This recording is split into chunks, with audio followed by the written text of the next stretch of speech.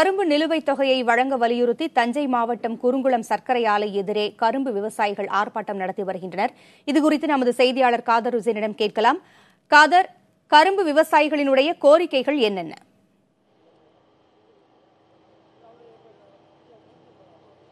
அதாவது பூங்குழலி, கரும்பு விவசாயிகளுக்கு கடந்த 2 ஆண்டுகளுக்கு மேலாக மாநில அரசினுடைய விலை மட்டுமே வழங்கப்படுகிறது. அதாவது 2750க்கு பதிலாக 2300 மட்டுமே வழங்கப்படுகிறது.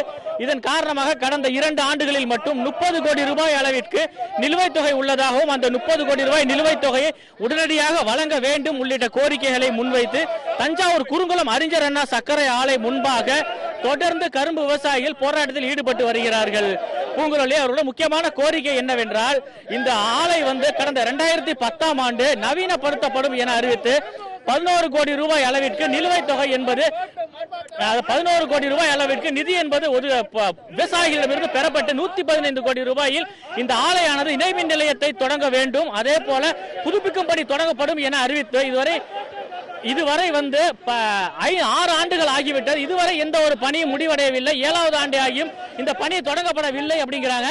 இந்த பணி தஞ்சையில் நமது செய்தியாளர் காதர் ஹுசேன் கரும்பு ஆலையில் நிலுவைத் தொகையை வழங்க விவசாயிகள் போராட்டம் நடத்தி வருகின்றனர். அந்த களத்தில் இணைந்திருக்கிறார், அவரிடம் கேட்கலாம். காதர் ஹுசேன், அந்த செய்தியாளர் சந்திப்புக்கு முன்னதாக அங்க இருக்கக்கூடிய விவசாயிகள் தங்களது கோரிக்கைகள் குறித்து சொல்லி வந்தாங்க. தொடர்ந்து அவர்கள்ட்ட கேளுங்க.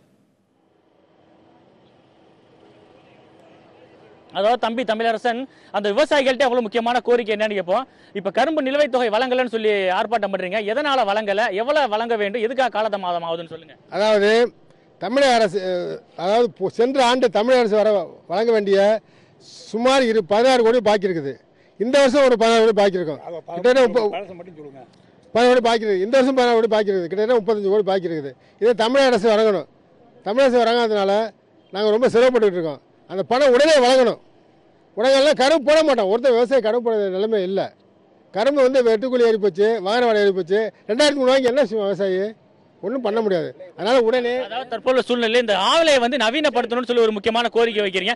அந்த கோரிக்கை எதால வைக்கிறீங்க, எதுக்கான்னு சொல்லுங்க. துணை மின் நிலையம் ஆரம்பிக்கிற போது மில் மாடர்னைசேஷன் செய்வது வழக்கம். அதை போல செய்வதாக சொல்லி இந்த மில்லை சீர் செய்யாமல் விட்டதன் அடிப்படையிலே தொடர்ந்து மில் நஷ்டத்தை சந்தித்து இருக்கிறது. அதனாலே விவசாயிகளுக்கு பணம் கொடுக்க முடியாத நிலை இருக்கிறது. அரசு செய்த தப்பிற்கு விவசாயிகள் பொறுப்பல்ல. இவர்களுக்கு கொடுக்க வேண்டிய 450 மாநில அரசாக இருந்திருந்தார். கடந்த ஆண்டு வெட்டிய பணத்திற்கான கரும்பு பணத்தை கொடுத்து விட்டுத்தான் மில்லையை துவங்கி இருக்க வேண்டும். கையாள வெற்றிய கரும்பிற்கு கொடுக்காவிட்டால் 15 தினங்கள் கொடுக்காவிட்டால் வட்டியோடு சேர்த்து கொடுக்க வேண்டும் என்பது உடன்பாடு.